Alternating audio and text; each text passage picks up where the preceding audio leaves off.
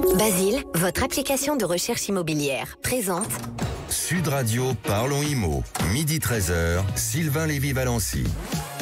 Eh bien, bonjour à tous et merci d'être avec nous. Je suis ravi de vous retrouver pour ce nouvel épisode de Parlons IMO. Si vous êtes à table, il est midi. On est ravi d'être avec vous. On vous souhaite un bon appétit avec toute l'équipe de Radio IMO qui m'accompagne tous les samedis pour le 12-13h avec notre amie Bérénice de Villefloriot. Comment ça va, Bérénice ? Bonjour, ça va Sylvain et vous ? Et oui, moi je vais bien, mais vous êtes en forme. Mieux, ça serait de la gourmandise. Ouais, comme je le dis tous les samedis. En tout cas, les gourmands, ils sont déjà à table. Grégoire Darico, notre super producteur. Comment ça va ? Je suis gourmand aujourd'hui, tout va bien. Voilà, et bien sûr, le docteur Permin est avec nous pour justement parler du chantier du siècle. C'est Monsieur Éco-Rénovation chez Sofinco. Comment ça va, Laurent ? Merveilleusement bien. Il est très en forme, notre Laurent. Au programme aujourd'hui, le marché de l'immobilier, bien sûr. On va parler de votre logement, de votre immobilier, un lieu où se croisent les propriétaires privés, les bailleurs sociaux, les investisseurs. Et pour en parler, on va justement recevoir un grand monsieur de l'immobilier qui est avec nous sur le plateau. Il s'appelle Michael Abitbol et il est le patron d'un groupe qui s'appelle Maurice Immobilier. On écoutera également nos auditeurs après avoir récolté leurs questions par SMS en envoyant IMO au 7 20 18. Et c'est avec vous, Bérénice Florio, que nous verrons les questions de nos auditeurs. Vous êtes de plus en plus nombreux à nous suivre, on est ravis d'être avec vous et comme toutes les semaines, on va parler justement de ce qui nous a interpellés cette semaine. C'est quoi, Bérénice ? On va parler de la tempête Benjamin, vous savez, et de savoir de ce qui est prévu dans vos contrats d'habitation. Eh oui, parce qu'il y a eu des gros dégâts dans certaines parties de la France. Ouais, comme quoi bien s'assurer, franchement, c'est toujours un pari gagnant. On parlera également rénovation énergétique avec vous, Grégoire. Oui, mon cher Sylvain, avec Laurent Permas, on va vous parler du fameux artisan RGE pour reconnu garant de l'environnement et de son rôle de plus en plus important. Et puis dans notre chronique Maison Saine, Sylvain, on verra pourquoi l'humidité dans votre logement peut faire exploser votre facture énergétique. Et enfin, je vous proposerai un tour de France des biens coup de cœur. On ira à Montpellier et à Rouen. Eh bien écoutez, c'est super. Et tout de suite, les infos à retenir avec vous, Bérénice. Quel est le programme des news de la semaine ? Les locataires HLM qui deviennent propriétaires au bout de 20 ans de leur logement gratuitement. C'est une proposition d'un député qui ne passe pas. Le ministre du Logement a annoncé un plan d'urgence pour le secteur. Et enfin, une famille qui risque de se faire expulser de sa maison à cause de ses décorations d'Halloween. On va commencer avec cette idée qui a été imaginée en Absurdistan. Une mesure hors sol du député... qui est dépité. C'est vrai. Pas mal. Le député Philippe Jubin. Et oui, si les locataires des logements sociaux devenaient propriétaires gratuitement de leur HLM au bout de 20 ans d'occupation. Cadeau. Alors avec quelques conditions quand même, qu'ils aient payé les charges et les loyers et qu'ils n'aient pas causé de problème de voisinage. C'est l'idée que le député Philippe Juvin a proposée mardi en commission des finances de l'Assemblée nationale. Proposition, on peut le dire, Sylvain, étrange de la part d'un homme de droite, parce que c'est un républicain. Oui, ça doit être un croyant, un très grand croyant. Oui, c'est perdu. Ouais. Évidemment, de nombreuses réactions. Beaucoup se sont insurgés. Par exemple, le président de l'Union nationale des propriétaires immobiliers, Sylvain Grattalou, qui a trouvé cette proposition honteuse. Pour lui, il n'est pas question que l'immobilier devienne un cadeau pour certains seulement, payé par l'ensemble des contribuables. Parce que je vous le rappelle, le loyer d'un logement social qui est modéré est payé en partie avec nos impôts. Donc si au final, le locataire devient propriétaire gratuitement au bout de 20 ans de location, ça entraînerait une terrible injustice sociale pour ceux qui sont dans le parc privé. Et je tiens à préciser quand même que dans ce parc privé, 2,8 millions de personnes ont fait la demande d'un logement social. Demande, il faut le dire, qui n'aboutira jamais pour la plupart. Donc, terrible injustice qui serait contraire de la méritocratie. Combien de personnes en France travaillent et n'arrivent pas à être propriétaires ? Cette proposition, pour moi, est une insulte à leur égard. Surtout que c'est également une atteinte au droit de propriété garanti par la Constitution. On continue avec un plan d'urgence pour le logement qui devrait voir le jour, selon le ministre, tous vos ministres nommés de plein exercice, Vincent Jeanbrun. Que vous allez rencontrer d'ailleurs très prochainement, Sylvain. Il a rappelé, cette semaine, que la situation est catastrophique en France pour le logement. Il manque 1 million de logements, selon lui, si ce n'est plus. Des milliers de personnes n'arrivent pas à trouver un logement logement, des familles, des étudiants, des travailleurs, dont d'autres en moins de logements. Mais le loyer est une charge beaucoup trop lourde dans leur budget. Il faut penser à eux aussi. Bref, il faut beaucoup plus de logements en France. Le gouvernement souhaite donc mettre en place un plan d'urgence avec des mesures fiscales pour donner envie aux Français d'acheter un logement pour le mettre en location. Pourquoi, vous allez me dire, Sylvain ? Eh bien parce que ça augmenterait l'offre de logements et ça ferait par conséquent baisser les loyers. Le plan d'urgence comprendrait aussi des simplifications. Alors on n'a pas de détails précis à ce sujet, mais globalement, ce sera pour la construction de nouveaux logements. Ces mesures feront partie du budget 2026. Après, il faut qu'elles passent avec le budget. Bien sûr, on termine très rapidement avec une histoire particulière qui se passe à Courcelles-lès-Lens, dans le Pas-de-Calais. Oui, Sylvain, qu'est-ce que vous allez faire vendredi prochain ? Je ne sais pas exactement, j'irai certainement à la pêche. C'est Halloween. Sachez qu'une famille, justement, à Courcelles-lès-Lens, transforme chaque année depuis 30 ans sa maison avec des décorations incroyables et des animations. C'est vraiment devenu l'événement du coin à ne pas manquer. Alors, dimanche, c'était la soirée de lancement de cette année, sauf que ça a dégénéré, puisque ça a quand même rassemblé plus de 300 personnes qui se sont rendues devant la maison pour voir les animations. Donc forcément, il y a eu des débordements, il y a eu des problèmes de circulation, des gens qui se sont un peu disputés. Il y a eu des plaintes, notamment des voisins. Résultat, lundi, un commissaire de justice mandaté par le bailleur, puisque la famille est en location, est venu pour dire à la famille, voilà, il faut absolument que vous cessiez ces animations, sinon le bail pourra être rompu. Eh bien, il n'y aura plus de lapins. Alors moi j'ai regardé des petites vidéos, j'ai vu il y avait un lapin maléfique qui se promenait avec une hache, qui courait après les gens, il y avait un Père Noël avec une tronçonneuse, donc tout ça c'est fini. En revanche, les décorations d'Halloween pourront rester. Eh bien écoutez, un peu de baume au cœur dans ces animations. Merci Bérénice, et tout de suite on va attaquer le chantier du siècle. Avec Sofinco, baissez votre consommation d'énergie en lançant vos travaux d'éco-rénovation. Sofinco présente Sud Radio, parlons éco-rénovation. Avec vous, Grégoire. Allez, bonjour Laurent Permas. Bonjour Grégoire. Merci d'être avec nous, Laurent. Alors cette semaine, on s'intéresse à une figure incontournable de la rénovation énergétique, l'artisan RGE, pour reconnu garant de l'environnement. J'en profite pour passer un petit coucou à notre ami Jean-Marie Bordry. Il adorait cet acronyme. 3 lettres, Laurent, qu'on entend souvent, mais que signifie-t-elle vraiment pour vous, particuliers qui nous écoutez ? Pourquoi ce label est-il si important en 2025 ? Et surtout, qu'est-ce que ça change dans vos projets ? On en parle donc avec vous, Laurent. Qu'est-ce que signifie RGE? Pour un samedi matin, c'est bien, proche de l'appétit. Donc, c'est plein de questions. Grégoire, en fait, le label RGE, ça signifie reconnu garant de l'environnement. C'est un label officiel, délivré aux artisans. Donc, c'est le gouvernement qui le pose, qui sont formés et certifiés pour réaliser des travaux de rénovation énergétique. Alors, c'est quoi ces travaux? C'est l'isolation, le chauffage, l'énergie renouvelable. C'est simple, si vous voulez bénéficier d'aides publiques comme MaPrimeRénov', MaPrimeAdapt' aussi, et les certificats d'économie d'énergie, les C2E qui sont là privés, eh bien vous devez passer par un artisan RGE, sinon vous n'aurez pas ces primes. C'est une condition obligatoire. Bon, Laurent, c'est très bien que je vous ai sous la main parce que y a une enquête qui a été récemment publiée, Opinionway pour Sofinco, publiée en octobre, et ces artisans RGE sont de plus en plus sollicités, c'est ça? Oui, en fait, ces chiffres sont très intéressants parce que l'artisan qui est tiers de confiance, en fait, 90% des artisans qui ont été interrogés ont l'intention de renouveler leur label RGE. Alors attention, il y en a 53 000 sur 500 000. Donc, vous voyez, il y a encore un gros travail de sensibilisation pour justement accompagner les Français et pouvoir compléter avec des aides. Donc, 74% d'entre eux et plus de la moitié de leur activité concerne déjà la rénovation énergétique. Donc, ça, c'est plutôt bon signe. C'est devenu leur cœur de métier. Et ce qui est encore plus intéressant, c'est ce qu'ils disent au niveau des pros et de leurs clients. C'est notamment 71% des artisans estiment que les démarches pour obtenir les aides constituent un frein et 73% constatent que le manque de moyens pousse leurs clients à refuser ces devis. C'est trop compliqué et on le rappelle, les artisans montent les dossiers en fait de MaPrimeRénov' et les C2E, et donc pour eux c'est un travail supplémentaire et c'est une complexité notamment aussi pour leurs clients. C'est vrai qu'on en parle souvent dans notre chronique, Laurent. Le problème, c'est pas seulement les travaux ou les prix, mais c'est ce que vous dites, c'est la complexité du financement. Absolument, c'est-à-dire qu'il y a un vrai sujet et un vrai besoin d'accompagnement. Beaucoup d'artisans aimeraient pouvoir proposer à leurs clients une solution clé en main, l'espèce de point d'entrée unique, avec un montage de dossiers simplifié, une avance immédiate des aides, parce que c'est la trésorerie aussi que supporte l'artisan, et puis un crédit ou un paiement échelonné pour le reste, ce qu'on appelle le financer le reste à charge. Ouais. Et ça permet à l'artisan d'être garant de l'ensemble des dispositifs et pouvoir mener à bien en fait ce chantier. Pour nos auditeurs, qu'est-ce qu'on doit retenir de cette étude ? En fait, 4 choses. La première, en tout cas, c'est de choisir un artisan RGE. C'est indispensable pour accéder aux aides. On le rappelle jamais assez.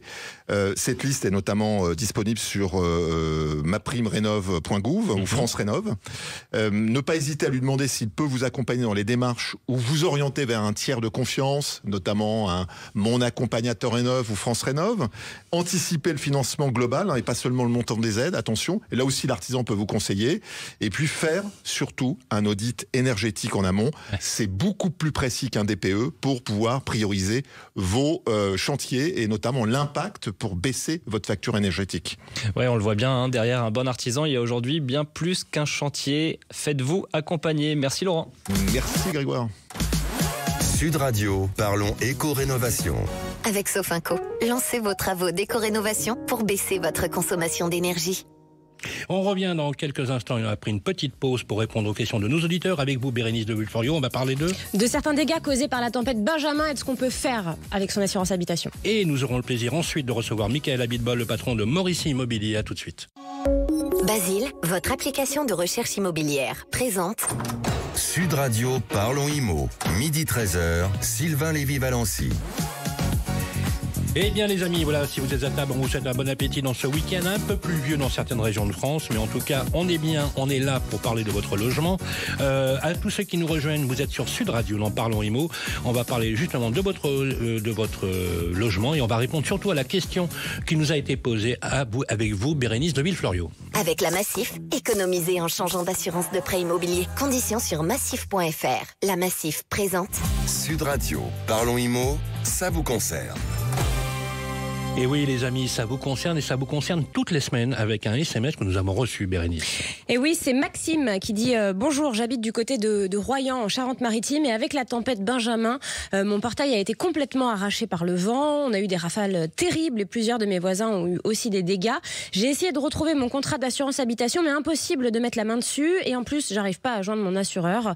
Je suppose qu'ils sont débordés avec tous les sinistres. Je me demande si mon portail peut être pris en charge par mon assurance habitation et j'ai entendu parler de la catastrophe naturelle sur votre radio. Est-ce que ça change quelque chose si Benjamin est classé en catastrophe naturelle? Franchement, je ne sais plus quoi faire. Merci de votre aide.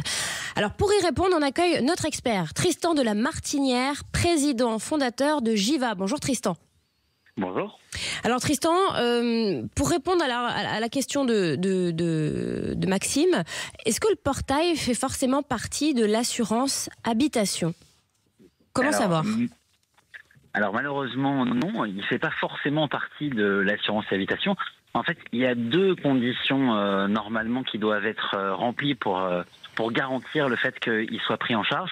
La première, c'est est-ce que la garantie événement climatique a été souscrite? C'est pas une garantie obligatoire. Et du coup, vérifier effectivement dans son contrat si on a bien souscrit cette garantie.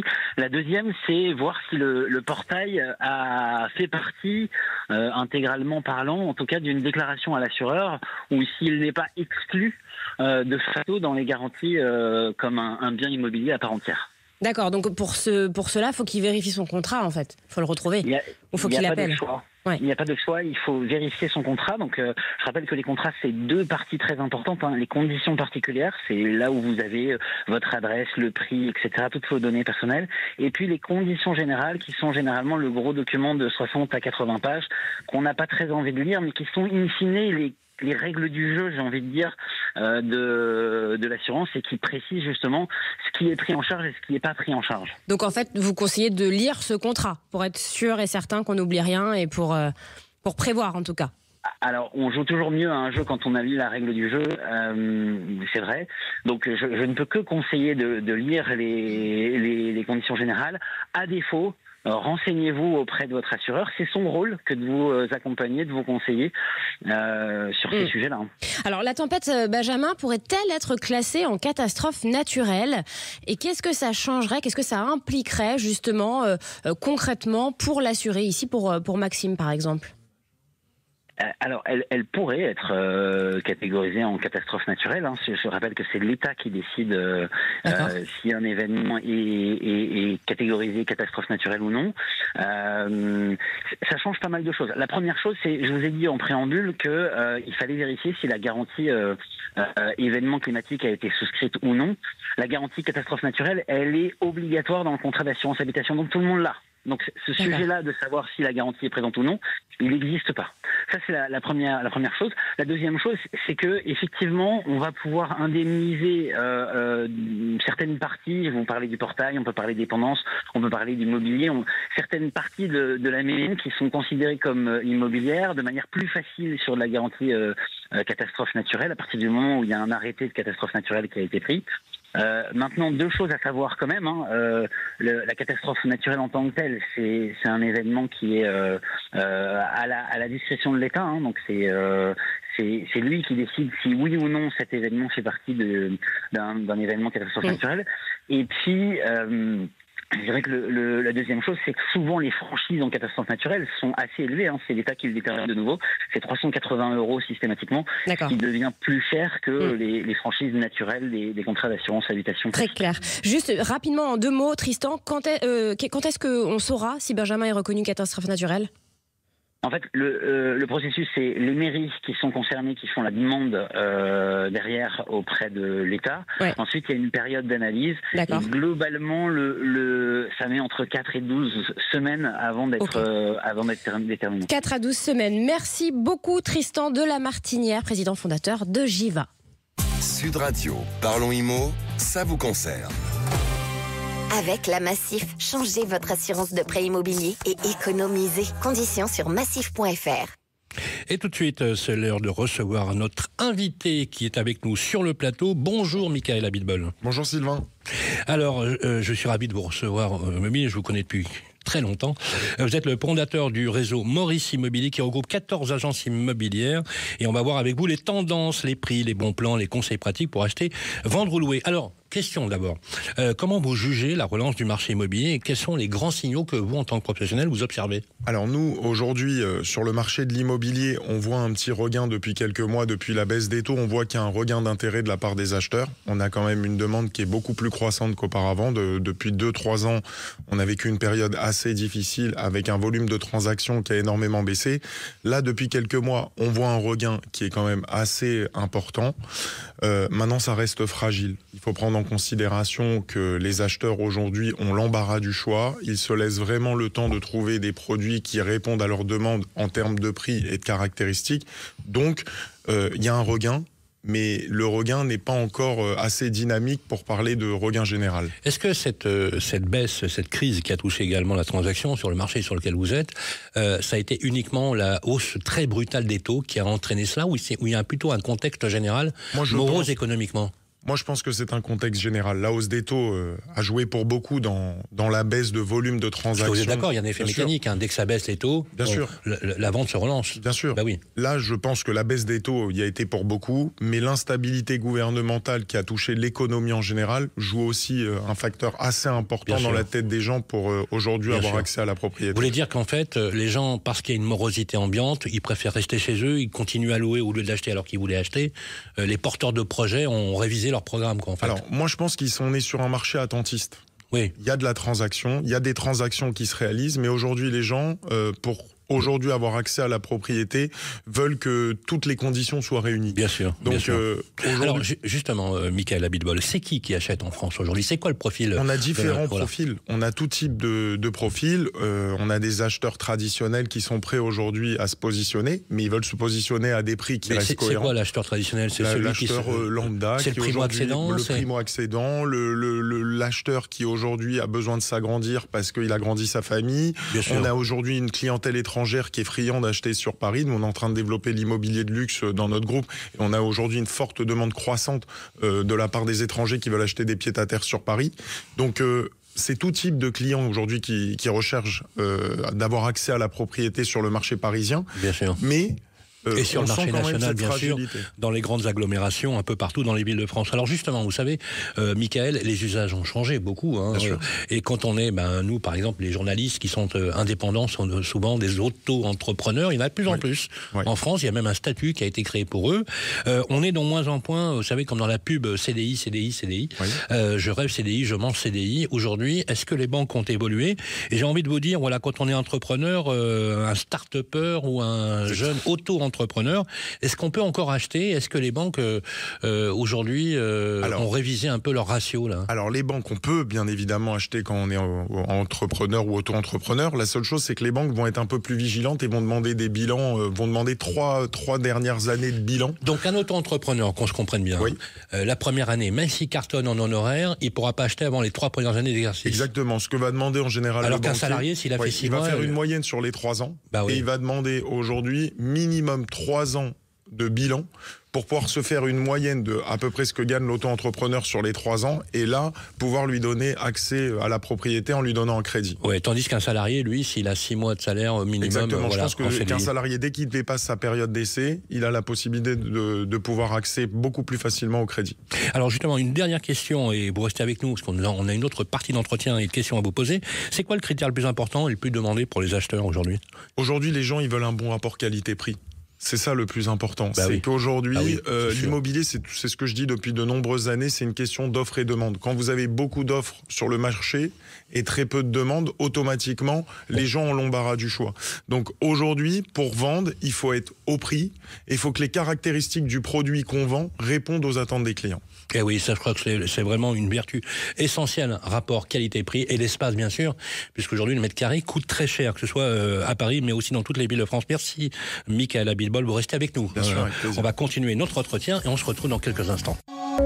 Basile, votre application de recherche immobilière, présente Sud Radio, parlons IMO. Midi 13h, Sylvain Lévy-Valency. Eh bien les amis, vous êtes sur Sud Radio et dans votre émission du week-end Parlons Immo, 12h, 13h, tous les samedis pour parler de votre immobilier. Et de retour justement pour la deuxième partie de notre grand entretien, il est resté avec nous, Michael Abitbol, le patron de Maurice Immobilier. Ensuite on s'interrogera avec vous, Grégoire, sur avoir une maison saine. Oui mon cher Sylvain, et on va surtout regarder quel est le lien entre le logement humide et votre facture d'électricité. Merci Grégoire. Alors, merci Michael Abitbol d'être resté sur le plateau. Je rappelle que vous êtes le patron du groupe Maurice Immobilier. Alors les amis, Maurice M-O-R-I-2-S. Voilà, extrêmement ingénieux comme nom, bravo. Le marketing chez vous, ils sont plutôt au top. Alors, combien de temps ça prend pour vendre un appartement, une maison aujourd'hui? Alors les délais ont été rallongés aujourd'hui. Pour vendre un appartement, il faut compter environ 2 mois. Auparavant, on avait tellement de... C'est une tendance nationale, un peu partout en France? C'est une tendance, en tout cas chez nous. Aujourd'hui, ce qui est représentatif sur le marché parisien proche banlieue, c'est que ça prend plus de temps que prévu. Il faut compter entre 1 mois et demi et 2 mois aujourd'hui pour vendre un logement. Alors, le bon plan de Michael Abitbol, c'est quoi le conseil pour bien vendre et vendre vite? Alors, moi, c'est ce que je dis souvent à mes vendeurs. Aujourd'hui, pour bien vendre, il faut être au prix. Aujourd'hui, les gens qui sont prêts à mettre leur appartement à des prix plus cher que le prix du marché ont du mal à les sortir parce qu'il y a tellement d'offres sur le marché que aujourd'hui, si vous avez un vrai projet de vente, je pense qu'il faut être au prix du marché et respecter aujourd'hui la demande des acheteurs. Pardon. Alors justement, la petite question qu'on nous pose, et avec Bérénice, on en parle régulièrement sur Sud Radio comme sur Radio Imo. Y a-t-il justement la possibilité de négocier lorsque, par exemple, il y a une réelle décote, s'il y en a, sur les logements qui sont pas super bien notés au diagnostic de performance énergétique. C'est vrai? Oui. Il y a aujourd'hui une possibilité de négocier parce que ça demande des travaux qui sont assez importants. Combien? Donc, ça demande un coût de rénovation. 5%, 10% d'écart. Comment on peut négocier? Je pense que on peut négocier d'environ 5% du prix de vente quand vous avez un logement aujourd'hui qui est mal noté en termes de DPE. Je vais prendre un exemple. D'accord, il y a 7 lettres énergétiques. Là, ça va de A à...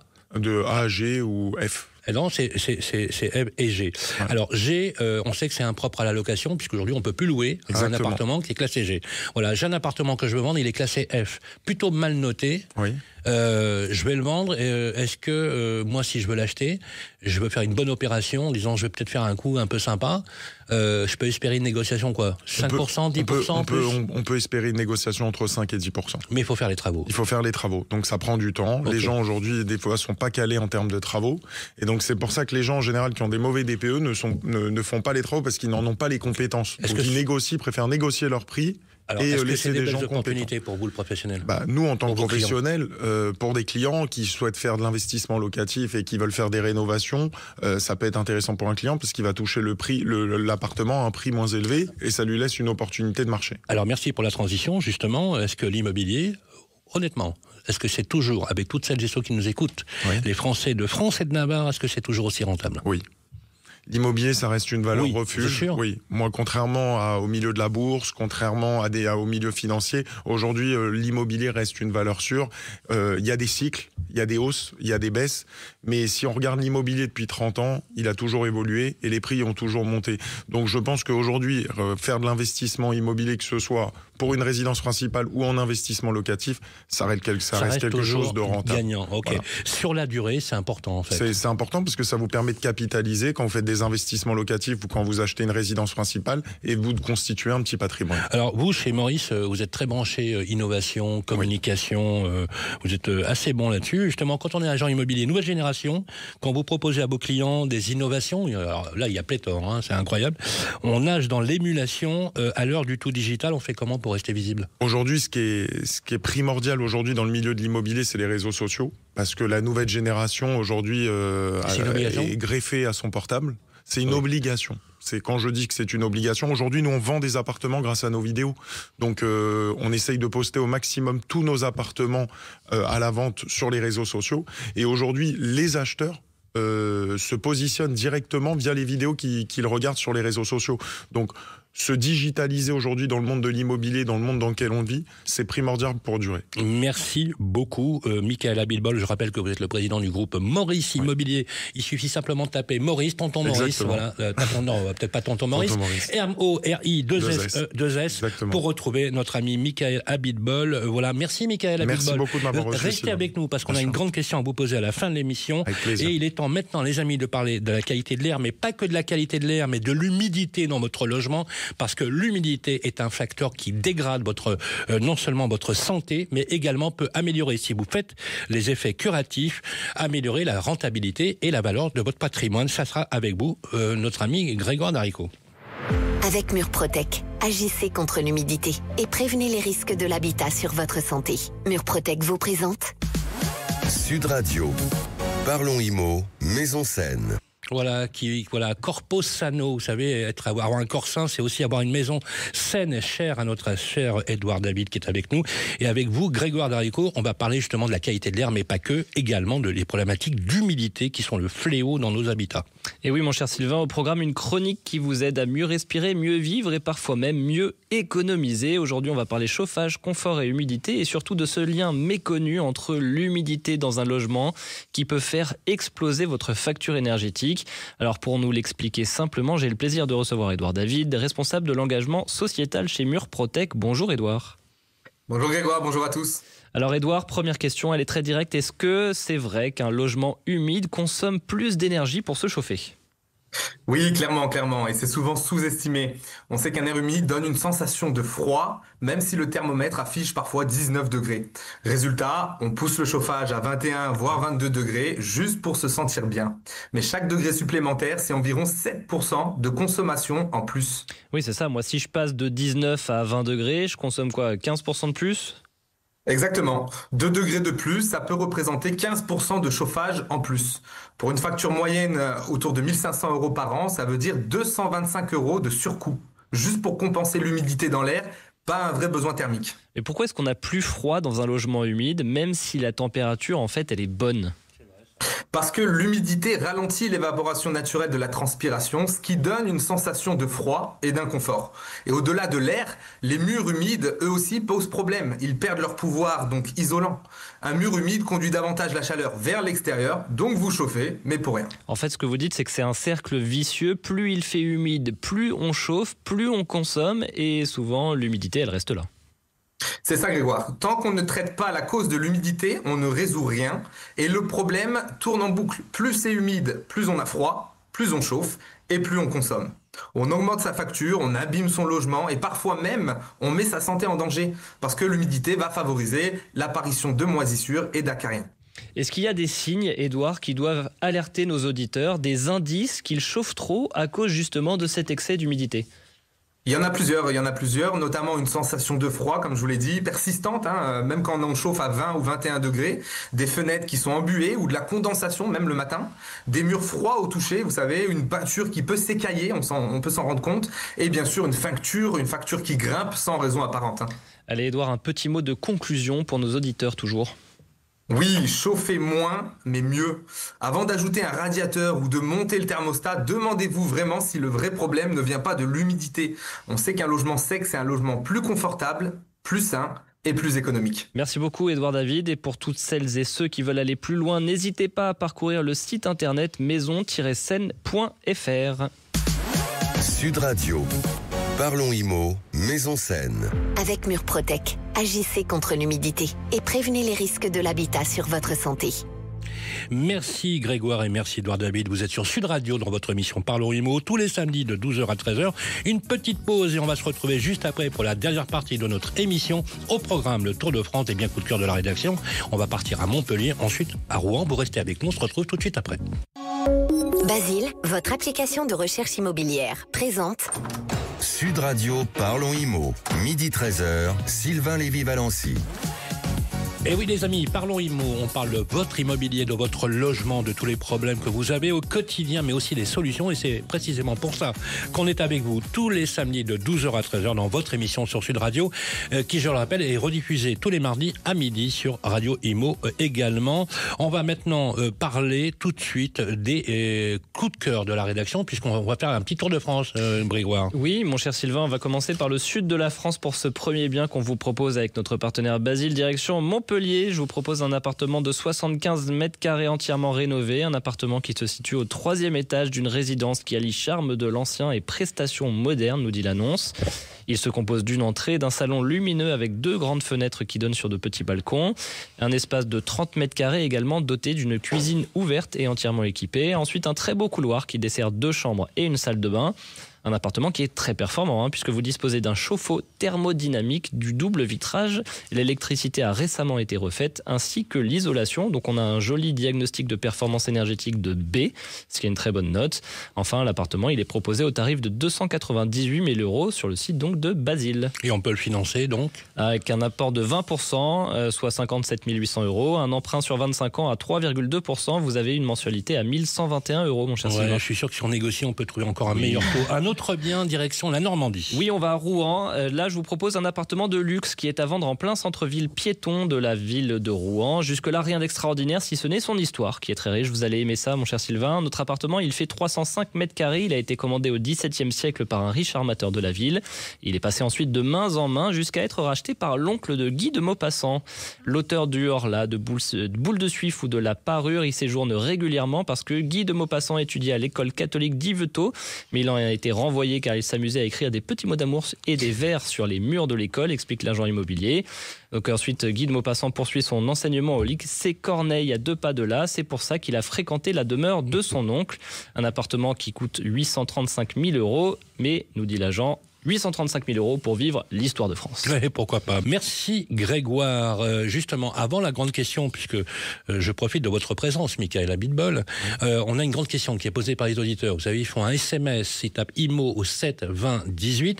Mais avant cela, je voudrais vous poser 2 questions très importantes. Tout à l'heure, on a vu que la rénovation énergétique, c'était un des leviers pour pouvoir faire de bonnes opérations, on peut le dire. Exactement. Moi, j'ai une question très précise. On a beaucoup d'auditeurs qui ont galéré avec des artisans, avec des gens qui ont promis monts et merveilles, et notamment un ou deux qui s'est fait avoir avec la pompe à chaleur à 1 €, qui était une grosse arnaque. Comment on fait pour se prémunir de cela ? Je pense qu'aujourd'hui, il faut faire appel à des conseils et ne pas aujourd'hui aller vers n'importe quelle entreprise dans ce genre de domaine. Comment vous faites, vous, en tant qu'agent immobilier? Vous avez une équipe travaux? Personnellement, on ne travaille pas avec ce service de pompe à chaleur au sein des appartements, parce que comme on vend souvent des logements, on n'a pas besoin d'avoir... Mais plus généralement, pour les travaux, vous faites comment? Nous, on a aujourd'hui des entreprises agréées qu'on propose, avec qui on a déjà fait des chantiers, où il y a eu des rénovations globales qui ont été faites à l'intérieur des appartements. Et donc là, on est en train de proposer à l'intérieur de nos agences un service après-vente de rénovation et de home staging pour nos clients, parce qu'on sait qu'aujourd'hui c'est quelque chose de très important. C'est quoi le home staging? Home staging, c'est de tout simplement de pouvoir voir en 3D ce qu'on peut faire d'un appartement avant les travaux. Et donc les gens puissent automatiquement se rendre compte de ce qu'ils peuvent avoir avant de faire les travaux, tout simplement. D'ailleurs, j'ai vu qu'il y avait une application qui existait, qui est de l'IA, qui est disponible. Exactement. On peut passer avec son appareil photo et ça met des meubles. Exactement. C'est incroyable. Même quand aujourd'hui vous travaillez avec ChatGPT, vous envoyez une photo comme ça d'un salon à rénover, vous dites je veux le rénover avec un goût haussmannien et un goût ancien ou un goût moderne. Aujourd'hui, il est capable, ChatGPT, de vous sortir une photo rénovée en 3D avec une rénovation meublée et agencée. Alors on nous pose plein de questions, justement, forcément vous êtes tous en appétence sur l'immobilier, on peut dire des choses comme ça. C'est quels seraient les bons plans que lorsqu'on veut faire de l'immobilier, qu'on veut acheter de l'immobilier, soit pour placer, soit pour trouver sa résidence principale. C'est quoi les quelques conseils, très très pratiques que vous donneriez à nos auditeurs? Moi aujourd'hui, ce que je donnerais surtout comme conseil, c'est d'acheter aujourd'hui dans les banlieues limitrophes à Paris, parce qu'on s'aperçoit que les prix sont en train d'exploser. Nous on a 6 agences aujourd'hui en banlieue limitrophes et c'est nos meilleures agences, c'est nos agences pilotes où aujourd'hui tous les gens qui sont dans des arrondissements limitrophes à toutes ces banlieues sont prêts à dire, comme on dit, à dépasser la frontière, parce que les prix sont beaucoup plus intéressants et sont des fois on passe du simple au double par rapport à un arrondissement parisien. Ah oui, carrément. Donc, aujourd'hui, je peux acheter 4 000 € et je fais 2 km et je passe à 8 000. Exactement. Aujourd'hui, moi j'ai une agence à Saint-Ouen qui est une banlieue limitrophe à tout le marché du 17e, 18e, et on se rend compte qu'on a des prix qui avoisinent les 7 000, 7 500 € du mètre, alors que dans le 17e, dans le beau 17e aujourd'hui, dans les Batignolles ou dans le beau 17e côté Courcelles-Monceau, on est autour de 13 14 000 € du mètre. Donc il y a des gens aujourd'hui, pour avoir des espaces plus grands, pour avoir des petites maisonnettes, ils sont prêts aujourd'hui à dépasser la frontière. Alors vous restez avec nous, Michael Abitbol, justement, on va vous poser justement la grande question. Et cette semaine, Bérénice, on nous a posé une question sur les potentiels mauvais placements que l'on pourrait faire en immobilier et surtout perdre beaucoup d'argent. Je crois que vous avez même une anecdote. Oui, peut-on perdre beaucoup d'argent dans l'immobilier? Parce qu'on entend souvent dire que la pierre, c'est le placement sûr. Michael Abitbol, vous avez dit tout à l'heure que c'est la valeur refuge, et c'est vrai, par excellence. Les Français en plus aiment acheter, mais l'immobilier n'est pas toujours un long fleuve tranquille, même quand on a les moyens. La petite info que j'ai, c'est celle de Robbie Williams, le célèbre chanteur britannique. En 2020, en pleine pandémie, il achète une magnifique propriété près de Genève.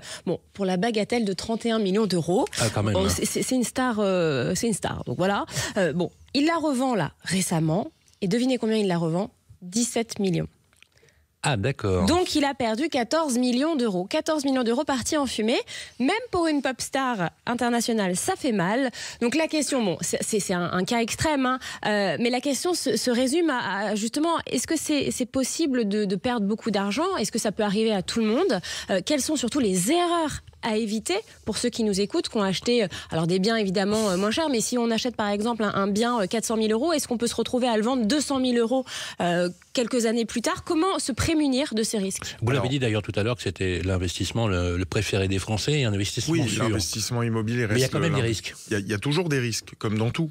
Maintenant, on n'a jamais vu le marché s'effondrer, perdre 50% sur le marché français aujourd'hui dans l'immobilier. Donc après, il y a une question de timing. Il y a des périodes où l'immobilier est en forte hausse et il y a des périodes où l'immobilier est en baisse. Comme je disais tout à l'heure, il y a des cycles. Et je pense que s'entourer de professionnels aujourd'hui de l'immobilier lorsque vous faites un achat peut vous permettre d'éviter de faire des erreurs. Et est-ce qu'il y a une question de timing aussi, peut-être pas s'empresser de vendre, attendre un peu quand on voit que les prix ont baissé, se dit que ça va peut-être remonter? Il y a des périodes. Nous, les périodes avant Covid, on était sur des prix qui étaient en forte hausse avec énormément de demandes, donc automatiquement les prix montaient de jour en jour. Aujourd'hui, étant donné qu'il y a plus d'offres sur le marché, on se rend compte que les prix aujourd'hui ont stagné, on est en légère baisse et ça stagne. Donc aujourd'hui, c'est une bonne période pour vendre si on a un vrai projet de vente. mais on n'est pas dans une période où les prix sont en folie, tout simplement. Et alors, juste, je pense là, alors pas à ceux qui occupent leur logement, pas aux propriétaires qui achètent pour vivre dedans, mais aux propriétaires qui achètent un logement pour le louer. Et il y en a un certain nombre en France. Peut-être le conseil, c'est qu'il ne faut pas que ce soit de l'argent dont ils ont besoin, en fait. C'est vraiment... Parce que si c'est le cas, ils vont ils vont se dire tiens, il faut que je vende absolument à cette date. Enfin, en gros, faut pas avoir de pression pour la revente. C'est ça que je veux dire par là. Les gens en général qui font des investissements locatifs, en général, ils cherchent à capitaliser. Ils ont un petit apport et en général, le montant du crédit est remboursé par le montant du loyer qu'ils perçoivent. Donc, c'est pas forcément des gens qui attendent de la vente de leur logement pour pouvoir avoir besoin de cette somme d'argent. C'est des gens plutôt qui investissent un petit apport pour pouvoir capitaliser et avoir un patrimoine, une retraite avec le montant du loyer qu'ils vont percevoir à la fin de leur crédit. Et qui s'endettent pour acheter. Exactement, ils s'endettent et ça leur permet de pouvoir capitaliser. C'est important de capitaliser, de créer un petit patrimoine. Donc, une espèce de crédit inversé finalement. Exactement. On vous prête de l'argent pour acheter un bien et au lieu de payer un loyer ou même dans l'investissement, ça prend en charge peut-être 50, 60, 70% de la prise en charge le montant des du traites loyer, de la banque. Ce qu'il faut, c'est essayer d'autofinancer en ayant le montant du loyer qui est supérieur à la mensualité du crédit. Voilà, ça, c'est possible, ça, Mickaël, de le faire ? C'est possible d'avoir un montant de loyer supérieur à la demande de crédit. Et ce qu'il y a d'intéressant quand c'est comme ça, c'est que ça vous permet aussi de rentrer la taxe foncière et les charges de copropriété. Oui, parce qu'il y a des taxes quand on est propriétaire, même si on n'occupe pas, il faut payer, c'est ça, la taxe foncière. Et ça vous permet de pouvoir en fait tout avoir dans le package et de ne pas débourser d'argent tous les mois. Et je rappelle, pour finir, on le dit souvent dans cette émission, mais j'aime bien le rappeler, l'immobilier, c'est le seul placement pour lequel on peut s'endetter, on peut aller voir son banquier pour qu'il nous prête de l'argent pour investir. On peut pas faire ça pour les marchés financiers. J'adore ce slogan. J'adore le dire parce que c'est vrai, il faut que les gens s'endettent pour devenir propriétaires. Et en plus de ça, il y a un point quand même qui est assez important, c'est qu'un banquier, quand il voit que le produit tourne, il peut vous laisser l'opportunité de pouvoir refaire un investissement dans le futur et de capitaliser davantage. Voilà, mais c'est important de le dire. C'est important quand même de le dire. Merci beaucoup, j'allais dire Maurice. Voilà. C'est pas grave, on m'appelle souvent Maurice. On m'appelle souvent Maurice. Appelez-moi Georges. Voilà, Mickaël Abitbol, patron de Maurice Immobilier, que vous retrouvez bien sûr sur Internet. Merci infiniment d'être venu sur le plateau de Parlons Immo. Voilà, c'est la fin de notre émission. On va se retrouver samedi prochain. Mais si vous avez loupé l'émission aujourd'hui, vous pouvez la retrouver à midi ce mardi sur Radio Imo. À suivre l'excellent Alain Marty avec son émission Invino. Ça tombe bien, si vous êtes à table, vous allez pouvoir parler de vin et de dégustation. Pour nous, on va se retrouver samedi prochain dès 13h pour parler de votre immobilier. Cette semaine, prenez soin de vous s'il pleut et surtout couvrez-vous.